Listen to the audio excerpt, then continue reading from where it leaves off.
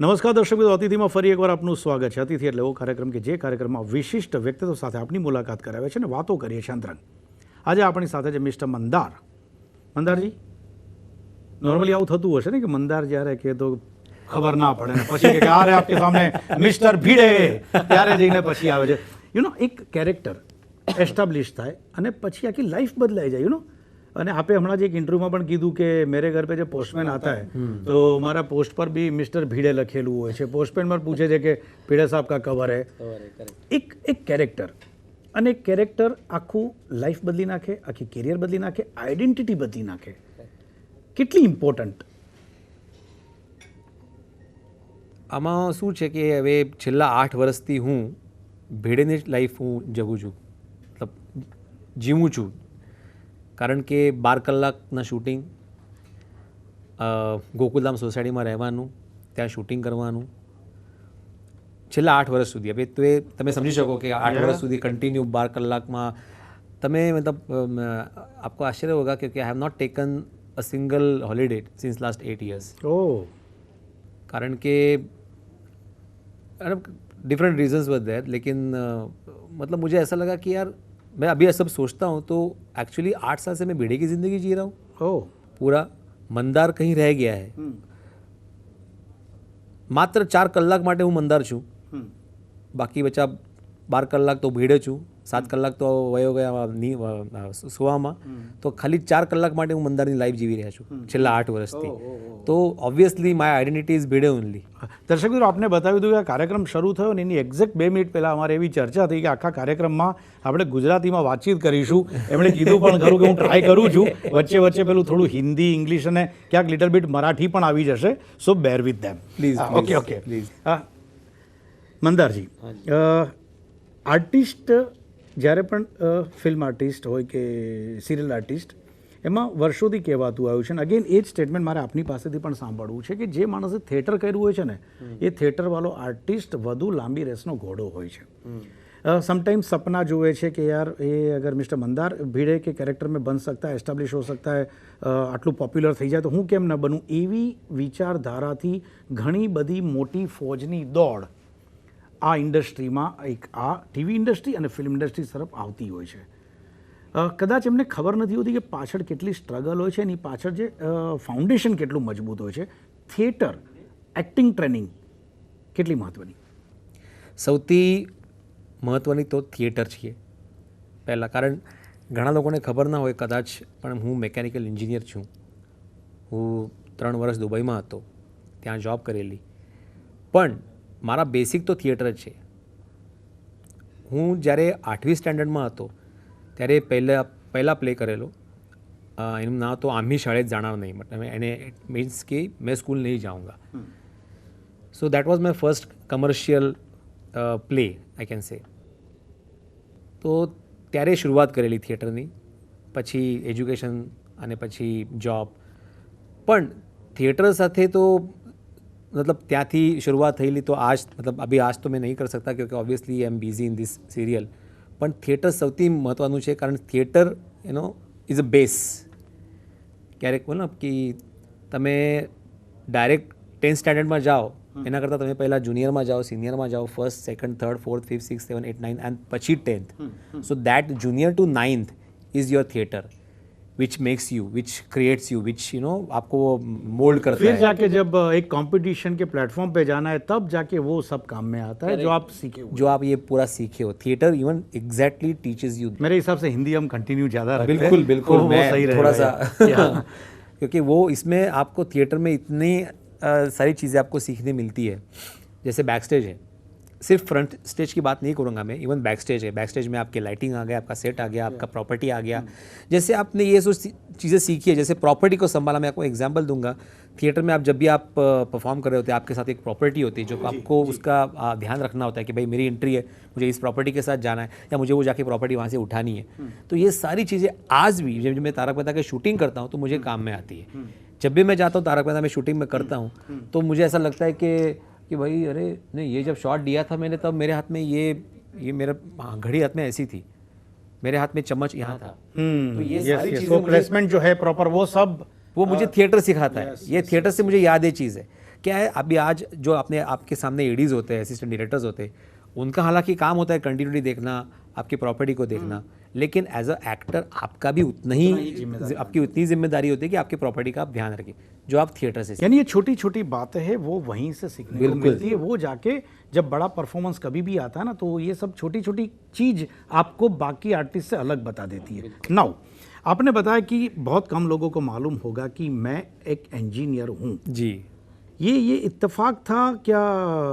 उस वक्त फैमिली का टारगेट कुछ अलग था, जाके फिर सबके सामने जाके 3 इडियट्स वाली स्टोरी, या ये सोचा कि नहीं कुछ एक इंजीनियरिंग की डिग्री तो लेके रखते, ये इंडस्ट्री में काम नहीं मिला तो ये तो काम में आएगा? क्या हुआ था क्या? To be frank, that is the main reason कि जैसे एक आम आदमी, जैसे मैं मिडिल क्लास से बिलोंग करता हूँ, तो एक आम आदमी के कैसे विचार होते हैं कि भाई आपको आगे जाके जॉब करनी है, अगर आपको कुछ नहीं जमा तो at least you are some qualification कि आप आगे जाके कुछ कर सके।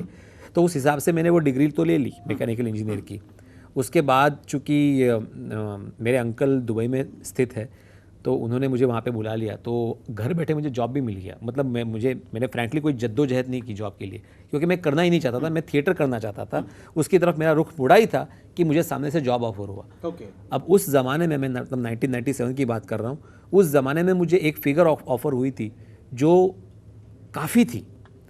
मतलब एक न्यू कमर के लिए, एक जॉब के लिए वो काफ़ी फिगर बड़ी फिगर थी। तो एक आम आदमी के जैसे होता है मिडिल क्लास, कह रहे भाई इतना पैसा मिल रहा है तो एटलीस्ट जाके देख लो क्या होता है, कैसा अनुभव ले लो, थिएटर में क्या रखा है आपको मालूम नहीं है, ये अभी तक कोई श्योरिटी नहीं है आगे जाके। जैसे टिपिकल मेंटालिटी होती है वो वैसी मेरी भी मेंटालिटी थी, हमारी फैमिली की भी वही मेंटालिटी थी। तो मैंने ये डिसाइड किया कि चलो ठीक है, at least I will give 3 years of my life to this particular field. वहाँ पे जाके मैं देखूंगा कि क्या है। अगर वाकई में मेरा थिएटर के प्रति अगर ज़्यादा मेरा मतलब जोर रहा तो ऑब्वियसली मैं वो छोड़ दूंगा, और अगर नहीं रहा तो मैं वही कंटिन्यू करूंगा। चूँकि वहाँ पे जाने के बाद 6 महीने में मुझे पता चल गया कि मैं थिएटर के लिए ही बना हूँ। इसलिए मैंने वहाँ पे जाके मैंने 3 दोस्त मुझे वहाँ पे मिले, जिनके साथ मैंने खुद का एक ग्रुप प्रोड्यूस किया, जिसका नाम हमने प्रतिबिंब रखा। वहाँ पे हमने 4 लोग थे पहले, अब जाके उसका काफ़ी बड़ा नाम है दुबई। तो ये दुबई की बात कर दुबई की बात कर रहा हूँ मैं। वहाँ पे अभी काफ़ी बड़ा नाम है उसका। वहाँ पे हमने हिंदी, उर्दू, गुजराती प्लेस किए उसके वो बैनर के अंतर्गत। वहाँ पे पता चला कि भाई थिएटर ही भाई लाइफ है अपनी। एक्टिंग का जो कीड़ा है वो कहीं जाने वाला है नहीं, तो आपको वही करना है। 3 साल के बाद मैंने अपना वीज़ा एक्सटेंड नहीं किया, और फिर मैं 2000 साल जब 2000 में वापस आ गया, ये सोच के कि भाई अभी जो भी है जैसा भी है इसी क्षेत्र में करना है। नाउ थिएटर करना है, लेकिन बहुत कम लोग ऐसे होते हैं जो मिस्टर मंदार की तरह लकी होते कि उनको उस तरह से स्टेप्स जैसे डिसाइड किए थे, पहला, दूसरा, तीसरा, प्रतिबिंब के बाद कॉन्फिडेंस आ गया, कॉन्फिडेंस के बाद मुंबई वापस आ गए, मुंबई वापस आके थिएटर करना चालू किया, रोल मिलना शुरू हो गया, 1 2 3 4 5 6 नाटक मिल गए, सीरियल में ब्रेक मिल गया, छोटा मोटा रोल किया, प्यून का रोल भी कर दिया, एक ब्रेक मिला। ऐसे बहुत कम लोग होते हैं अपने आप को। मेरा सवाल ये है, भिड़े जी अपने आप को कभी भी लकी चैप मानते कि बाकी लोगों से यार मैं भले कुछ भी हो लेकिन I am a lucky chap, मैंने जो सोचा वो मुझे मिला? मेरे हिसाब से ना सर, ये इंडस्ट्री में या कोई भी इंडस्ट्री में आपका 80% मेहनत होती है और 20% आपका नसीब होता है। किसी किसी को 20% मेहनत होती है, 80% नसीब होता है, वो काफ़ी कम लोग होते हैं। मैं जब दुबई से यहाँ पे आया था तो मैंने नहीं सोचा था कि मेरा क्या होने वाला है। मैंने इतना सोचा था कि मुझे काम करना है। 2000 को लेके 2008 जब तक मुझे तारक मेहता मिला, वो पूरे 8 साल मेरे काफ़ी स्ट्रगल भरे रहे। काम मिलता रहा लेकिन पहचान कभी नहीं बनी। पहचान मेरी तब बनी जब तारक मेहता मिला। उसके पहले काफ़ी सारा थिएटर किया, काफ़ी सारे हिंदी प्लेस किए, इंग्लिश प्लेस किए, मराठी प्लेस किए, जो कि एक हर आदमी करता है, हर आदमी स्ट्रगलर करता है। ऐसा नहीं था कि मुझे एक के बाद कड़ी जुड़ती गई, मुझे काम मिलता गया। काफ़ी बीच में ऐसा पैच था 1.5-2 साल का जिसमें मैं कंप्लीटली जॉबलेस था। मतलब एक फ्रस्ट्रेशन आ गया था, लेकिन लकीली मेरा पैशन होने की वजह से मैंने कभी उम्मीद नहीं छोड़ी। मैं बोला चलो करते रहो। मैंने एड फिल्म्स के, अब तक मेरे पास रिकॉर्ड है, मैं जब लिख जाता था एड फिल्म्स के ऑडिशन के लिए तो मैं लिख के रखता था। मैंने 1319 ऑडिशन दिए हैं मैंने एड फिल्म्स के, ये 2000 से लेके 2007 तक 1319 मैंने ऑडिशंस दिए हैं, और मेरी गिन चुकी मेरी 25 ऐड अभी तक आ चुकी है। तो मतलब मैं तो इस मानता हूँ कि ये मेहनत का फल है। फ्रस्ट्रेशन और फ्लूक दोनों की बात करेंगे एक ब्रेक के बाद। दर्शक मित्रों, समय दो विरामनो મિસ્ટર બંધાર એટલે કે આપ બધાના આપણા બધાના માનીતા મિસ્ટર ભીડે સાથેની વાત બીજા તબક્કાની એક વિરામ બાદ। ब्रेक बाद ફરી એકવાર આપનું સ્વાગત છે કાર્યક્રમ અતિથિમાં। आपने बताया कि 2000 से लेकर 2007 तक 1319 ऑडिशन दिए। एक मिडिल क्लास का बंदा आंखों में सपने लेके अलग अलग कोशिश करता रहा, कहीं बैकअप भी नहीं था, अपने पांव पे खड़े रहना था। ये मैं सवाल इसलिए पूछ रहा हूँ क्योंकि आपका अब जो जवाब आएगा मुझे लगता है कि इस युवा पीढ़ी को बहुत काम में आएगा। इस फ्रस्ट्रेशन के दौरान आपने बताया कि मेरा पैशन था, इसलिए मैंने कंटिन्यू जोर रखा, अपनी एफर्ट चालू रखी, लेकिन इस फ्रस्ट्रेशन के 7 साल के दौरान ऐसा वाकया, ऐसा कोई हादसा जो सबसे ज़्यादा खुद को ही चोट पहुंचाई थी? कहीं इंसल्टिंग फीलिंग, कहीं गिल्टी फीलिंग, कोई एक ऐसी सोच आई कि यार अब तो बहुत हो गया? नहीं, मतलब मैं बहुत खुशनसीब हूँ मेरे फैमिली को लेकर। मेरे पेरेंट्स हमेशा से सपोर्टिव रहे। ऐसे मौके आए, फ्रस्ट्रेशन भी हुआ, लेकिन उस दरमियान मेरे मम्मी, मेरे पापा ने जो सपोर्ट दिखाया, मेरे भाई ने जो सपोर्ट दिखाया, जैसे एक जिम्मेदारी होती है घर की, जो कि मेरे फादर रिटायर होने आए थे, तो फ़र्ज़ था मेरा कि मैं आगे जाके अभी घर संभालूँ। तो वो फ़र्ज़ मेरे भाई ने उस वक्त निभाया। भाई ने बोला कि टेंशन नहीं है, तुम करते रहो, मैं हूँ देखने के लिए। तो luckily I have that kind of family, I had that kind of family that time also, अभी भी, कि भाई तुम करो, हम लोग हैं। तो एक तरह से वो थोड़ा सा मैं एक मेंटली रिलैक्स था। ये हर किसी के साथ नहीं होता है, लेकिन उस मामले में काफ़ी लकी था। फ्रस्ट्रेशन उस लेवल पे था जब मराठी में बहुत सारा काम करने के बावजूद भी जो पहचान बननी चाहिए थी वो बन नहीं रही थी, क्योंकि उस वक्त ग्रुपिज़म हो गया था काफ़ी सारा, कि अगर मैं एक सीरियल बना रहा हूँ तो मेरा एक सेट ऑफ पीपल का ग्रुप है जिनको मैं काम दूंगा, वही कलाकार आपको उनके नेक्स्ट सीरियल में दिखेंगे। तो वो मुश्किलात मुझे तब आई जब मुझे किसी ग्रुप को भेद कर अंदर जाना था, जो मैं अनफॉर्चुनेटली नहीं कर पाया, बिकॉज उसके कोई अभी उस वक्त कुछ कारण रहे होंगे। दूसरी बात, छोटे छोटे रोल्स, कभी कभी ऐसा लगता है आपको कि आप अगर छोटे छोटे रोल करते रहो तो आप पे एक छाप पड़ जाती है कि नहीं, ये वनडे आर्टिस्ट है, उसको बुला लो, वनडे का ही रोल करता है, ये अच्छा करता है, वो कर लेगा। बड़े रोल के लिए फिर आपको सोचा ही नहीं जाता। एक बहुत एक बड़ी एक खतरनाक बात है इंडस्ट्री में कि अगर आप छोटे रोल करते रहो तो आपको ऑब्वियसली आपका वो छप्पा पड़ जाएगा कि भाई नहीं वो एक दिन के लिए बुला लो, वो करता है। ये चीज़ जब आप अगर हो जाती है तो वो एक बहुत खतरा हो जाता है। वो नसीब से मेरे साथ नहीं हुआ। इसलिए नहीं हुआ क्योंकि मैंने जो अभी आप आपको बात बताई, 1319 ऑडिशन मैंने दिए, मैंने एड फिल्म्स पे ज़्यादा कॉन्सेंट्रेट किया, क्योंकि एड फिल्म एक ऐसा ज़रिया है जहाँ पे आपको कम से कम समय में आपको बड़ा से बड़ा प्रोडक्ट बेचना है। तो आपके मतलब अभिनय की परीक्षा होती है वहाँ पे, आपके जो भी आपके रिएक्शंस होते हैं उसकी परीक्षा होती है वहाँ पे, और वही मुझे देनी थी कि मुझे कम से कम समय में लोगों तक पहुँचाना था कि मैं क्या कर सकता हूँ, और वो सबसे बड़ा ज़रिया था मेरे लिए। तो मेरे ख्याल से वही कहीं ना कहीं काम आया आगे जाके। ओके, 2007 के बाद ऑडिशन हुआ तारक मेहता जी। 2008 में एक ऐसा मौका जो शायद उस वक्त, क्योंकि मैं भी वो चश्मदीद गवाह हूँ, जब पहली बार प्रेस कॉन्फ्रेंस हुई थी यहाँ पे 2008 में, और मैं आज पहली बार शायद आपको बता रहा हूँ, पूरी टीम यहाँ पे थी जी।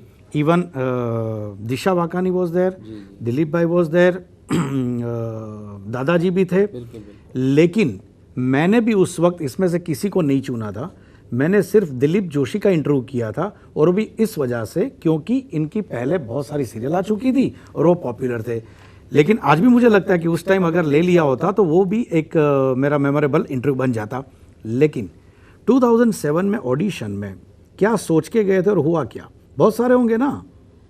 हाँ, अभी उसके लिए मैं थैंक्स बोलूँगा सोनाली का, जो मेरी वाइफ प्ले करती है, माधवी। बेसिकली हम लोगों ने एक सीरियल किया था परिवार नाम का, तो उसमें हमारी पहली मुलाकात हुई थी। सोनाली का मेरे से एक्चुअली सीनियर है, उन्होंने काफ़ी सारी मराठी सीरियल वो कर चुकी है, मैं उनको देखता रहा। तो मैं जब उनके साथ पहली बार सीरियल कर रहा था तो मेरे लिए था कि मैं सेलिब्रिटी के साथ काम कर रहा हूँ। तो मेरे लिए वो ऐसा था वो। उनके बाद मुलाकात होने के बाद फिर काफ़ी 2-3 महीने का गैप हुआ, जब फिर मुझे अचानक एक दिन फ़ोन आया सोनालिका का कि अरे मंदार, मैं एक ऑडिशन दे के आई हूँ वहाँ पे मेरे हस्बैंड के रोल के लिए, वो देख रहे, तो मुझे तुम्हारा नाम सूझा, तो तुम प्लीज़ अगर जाके आ सकते हो तो। वो आज उस वक्त मैं इंदौर में था, मेरी शादी हो चुकी थी, 1 साल जस्ट हुआ था शादी होके।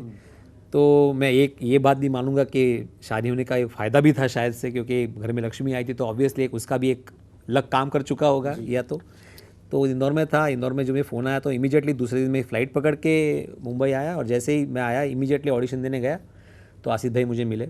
आसिफ भाई ने, मतलब लकी था मैं कि उनको मुझे देखते ही वो, अरे मुझे मेरा भिड़े मिल गया, ऐसा वाला उनका रिएक्शन था। फिर उनका कहना था कि तुम जाके पहले डायरेक्टर से मिलो। शाम को मैं डायरेक्टर से मिला। डायरेक्टर से मिलने के बाद मैंने ऑडिशन दिया।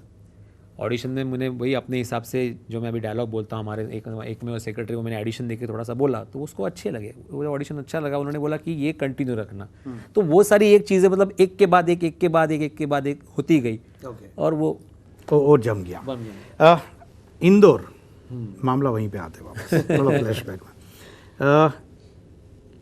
ये बहुत सारी चीज़ें हम लाइफ में पसंद करते हैं, बहुत सारी चीज़ें ध्यान भी रखते हैं, लेकिन ये जो शादी वाला मामला है ना, वो थोड़ा पेचीदा होता है, क्योंकि हम हमारी पसंद के साथ पूरे फैमिली की पसंद को भी कहीं ना कहीं हम मैच करते हैं, उनके साथ उनका टेस्ट होगा कि नहीं होगा। क्या क्या माजरा क्या था, कैसे कैसे बात हुआ, पहली बार मुलाकात कब हुई, कहाँ हुई?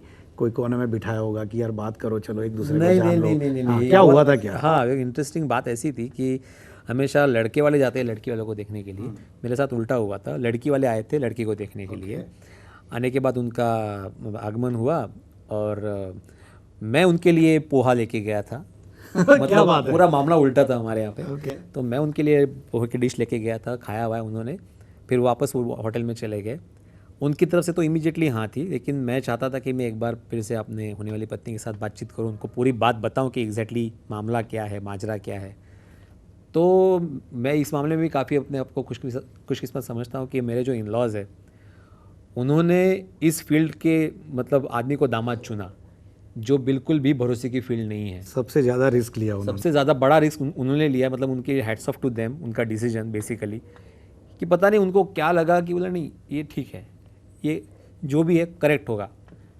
तो एक उनका एक बहुत बड़ा, एक बोलो मैं गैम्बल बोलूँ तो गैम्बल या जो भी, या भरोसा, कि उन्होंने बोला कि मैंने उनको पूछा भी कि आपने क्या सोच के ये डिसीजन लिया। बोला हमने आपको देखा, बस हमको वही चाहिए था, बेसिकली फैमिली अच्छी चाहिए थी और एक आदमी अच्छा चाहिए था, वो मिला हम लोग को, हम लोग खुश है। पैसा आज है कल नहीं है, परसों वापस है, तो उसका कोई टेंशन है नहीं, लेकिन वो हो जाएगा आगे। तो भाई उनका ये भरोसा था कि चलो भी अभी दिल खोल के, क्योंकि ये प्रोग्राम की टैगलाइन ही है, अंतरंग बातों अतिथि माँ। करेक्ट, घर की बात, पर्सनल बात पूछ रहा हूँ और चाहता हूँ कि इसका आप सही जवाब भी देंगे। बहुत ही मतलब सीरियल में जिस तरह से कैरेक्टर दिखा है मिस्टर भिड़े का, जो आप किरदार वो निभा रहे हो, बहुत छोटी छोटी बातों में आप, घर के छोटी छोटी बातों में भी आप इन्वॉल्व हो जाते। अपने घर में भाभी जी कौन सी एक खास बात है जिसमें बार बार टोकती रहती, बोले मंदार यार ये तो आपको इम्प्रोवाइज करना पड़ेगा, अभी तक नहीं हुआ?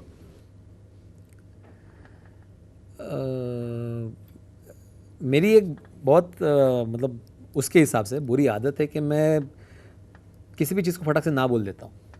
बाद में करता भले ही वो हूँ, लेकिन पहले ना बोल देता हूँ। मेरी शुरुआत ना से होती है। ओके। तो उसको वो बात ज़्यादा खटकती है कि पहले तुम पहले ही ना क्यों बोलते हो, पहले बोलो, देखो तो सही, अप्रोच तो करो, हाँ तो बोलो। मैं पहले बिना सोचे समझे ना बोल देता हूँ, फिर बाद में फिर हाँ बाबा ठीक है चलो करता हूँ। तो ये एक चीज़ मेरे में थोड़ा सा एक माइनस पॉइंट है। जो बोला कि इतने सालों में करीबन 8 साल हो गया, लेकिन अभी तक वो इम्प्रोवाइजेशन उसमें नहीं ले पाए।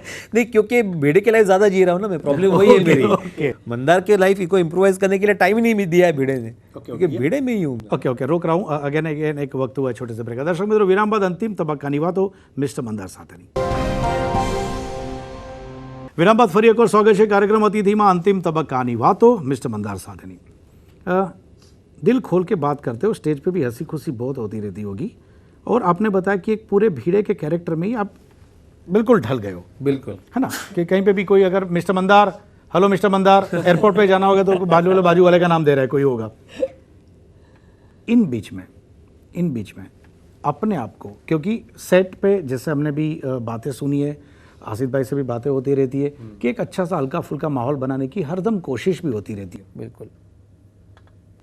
लेकिन ऐसा तो नहीं है कि पूरे इतने साल स्मूथली निकल गए होंगे। अगेन ये बात पूछ रहा हूँ, जो मैं चाहता हूँ कि कुछ सही बात बताएंगे जो सही हुई होगी। कोई ना कोई मौका तो आया होगा कि जहाँ अनबन हुई होगी, सच में अनबन। किसके साथ? अंदर ग्रुप में, ट्रुप में? नहीं, ग्रुप में अनबन तो होती रहती है, ऑब्वियसली डिफरेंस ऑफ ओपिनियन तो होते रहते हैं, उसकी कोई बात नहीं। लेकिन चूंकि अब मेरे से बात हुई, अगर रिलेट कर रहे हैं तो मेरी और आसिफ भाई से कभी अनबन हुई I am not talking about Asif भाई ओनली, तो आई एम टॉकिंग अबाउट पूरे ग्रुप की। नहीं, बीच में ग्रुप में अगर ये बात, अब सब तो सभी दर्शक जानते हैं कि बीच में सोढ़ी का रिप्लेसमेंट हुआ था। वो हमारे लिए भी थोड़ी शॉकिंग था, क्योंकि जो हुआ था वो नहीं होना चाहिए था, लेकिन वो हुआ था।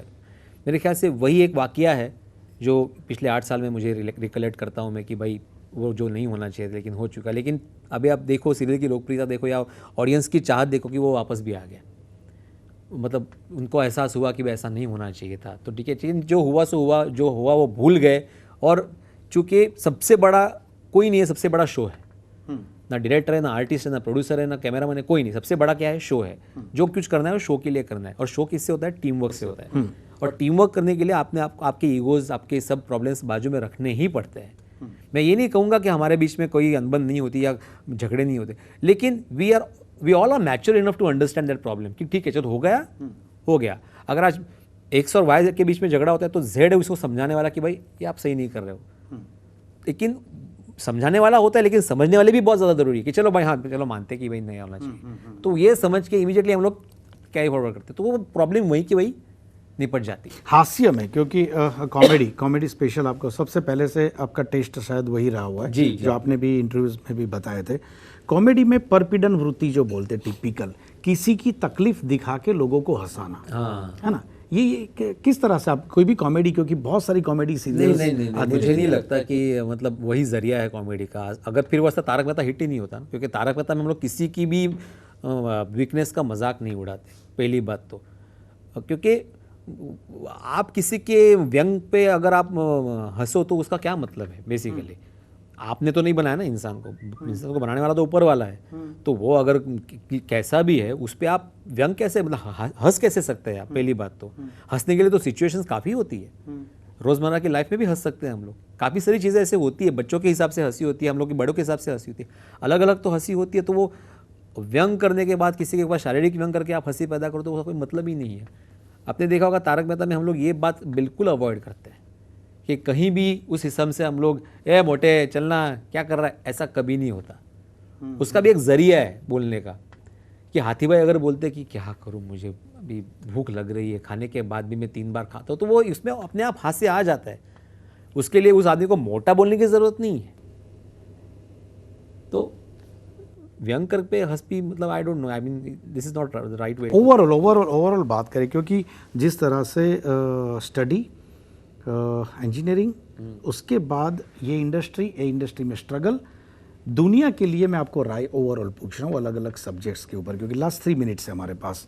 जिस तरह से टेररिज्म का इश्यू पूरे वर्ल्ड में ये चल रहा है, तो एक इंटेलेक्चुअल पर्सनालिटी, एक सेलेब्स के हिसाब से आपकी थॉट क्या है?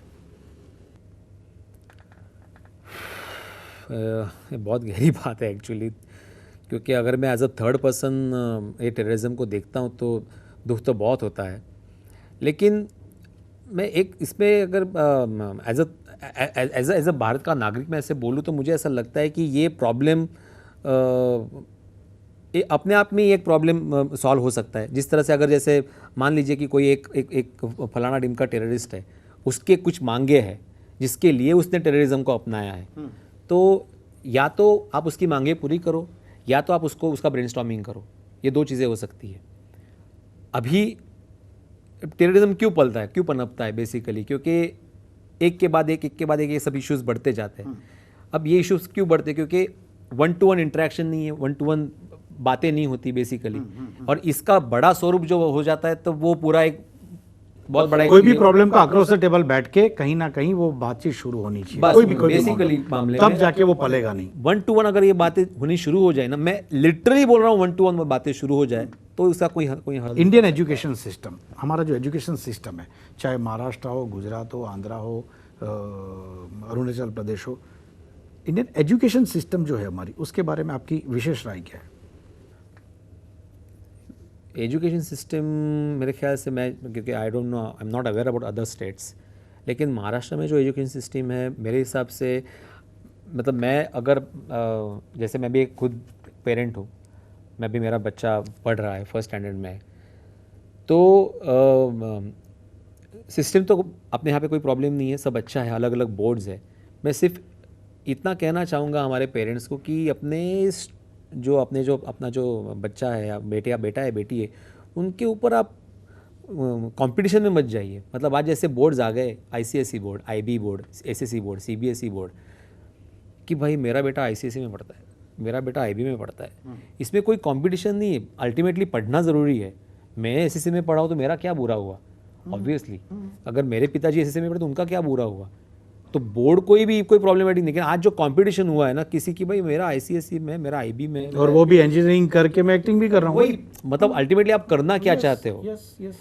आगे जाके आप जब 30 साल के होते हो तो आपको ये नहीं पूछने वाला कि भाई अफजल खान का किसने किया, ये किया। आपको प्रैक्टिकल क्या सीखना है? बेसिकली मैथमेटिक्स जो आपको पूरी लाइफ में काम आती है, साइंस जो पूरी लाइफ में काम आता है, बाकी, और ये ज्योग्राफी जो आपको एक जानकारी के लिए ज़रूरी है। बाकी सारी चीज़ें मैं आईबी में पढ़ूँ या आईसीएसई में पढ़ूँ, उससे आपको क्या लेना देना? बेसिकली आप, education system is very nice, you have to select आपको क्या पसंद है, आपको क्या, आपका क्या कैपेसिटी है, बेसिकली उस हिसाब से आप आगे बढ़ो। Okay fine, last question, 3 weaknesses of mister Mandar जो आप खुद चाहते हैं कि मुझे इम्प्रोवाइज करनी है। 3 वीकनेसेस आपकी खुद की, जिसके लिए आप खुद अपने आप से भी लड़ते हो।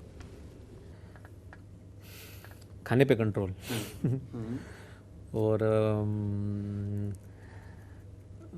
आई want to go for healthy life, regular exercise, लेकिन थोड़ा सा आलसीपन उस मामले में। और तीसरी, मेरी वाइफ की पूरी सभी इच्छा को फुलफिल करना, जैसे उसकी जो है कि छुट्टी पे चलो, वो मेरी वीकनेस है, मैं नहीं जा पा रहा हूँ। Thank you very much Mandar ji, बहुत बहुत शुक्रिया हमसे बात करने के लिए। Thank you very much. દર્શક મિત્રો, આથી ખાસ વાત મિસ્ટર મંદાર એટલે કે આપણા બધાના લોકપ્રિય આર્ટિસ્ટ મિસ્ટર ભેડે સાથેની।